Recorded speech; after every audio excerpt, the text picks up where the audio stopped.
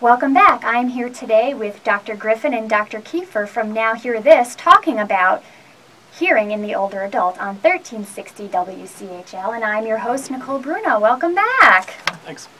Okay, so let's talk about, what if one of our listeners is unhappy with their hearing aids? Is there a way that they can get refitted, or are they stuck with who they're with? How does that work?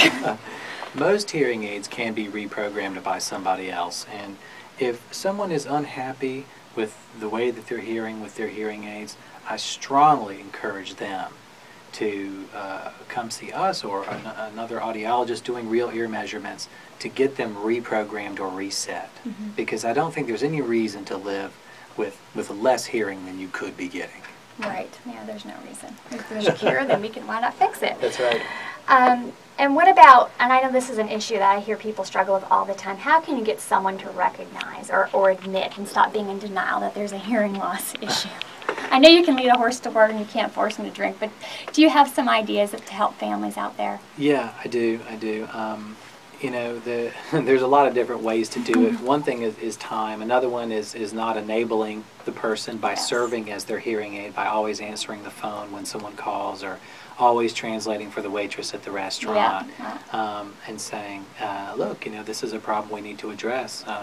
If you can't order your own food, maybe you should think about getting a hearing test. Right. You know, and so pointing out things like that. Another way to help them is to minimize the stigma and minimize the risk associated with getting help, which would be to say, well, look, they have invisible hearing aids now that can help you hear a lot better, and they also have wireless hearing aids that can help you hear the TV and the telephone better, so you can hear better when I call you on Saturday afternoons. And the TV doesn't have to be turned up to 45 volume and annoy everyone in the house. Exactly.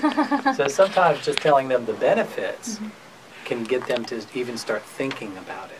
That's a very good idea. Yeah, and the final way I would say is to have a heart-to-heart and to say, listen, you know, we love you. And we want you in on our family. We want you in on our conversations. We want to enjoy you and your history and your piece of our family. So please get your hearing checked and hear better so we can enjoy you. A friend of mine recently got a hearing aid, and she's, you know, in her early 50s, and she said she could not believe the things she was missing, the things that she could hear, even the compressor in the refrigerator. She hadn't heard that sound in years and years. The dishwasher running. I mean, it took her a while to get used to the sounds, but she said she was just amazed at all the things that she was missing. Oh yeah, yeah.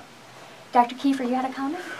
In my own case, in my mother's case, what motivated her to get a hearing aid was she learned that the loss of hearing, could affect maybe early stages of dementia, and she was afraid of that, and that's what motivated her. So do you have some resources you'd like to share for our listeners? Absolutely.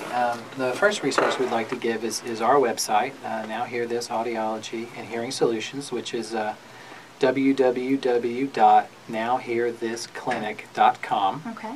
And of course, if you have any questions, you can always call us, 919-256-2898. Okay. So feel free to contact us at any time. There are also other places on the web and locally that you can get information from. One would be the American Academy of Audiology at www.audiology.org. The Better Hearing Institute has a lot of great web resources at www.betterhearing.org. And one more? Locally, you can contact the North Carolina Hearing Loss Association, and their website is www.nchearingloss.org.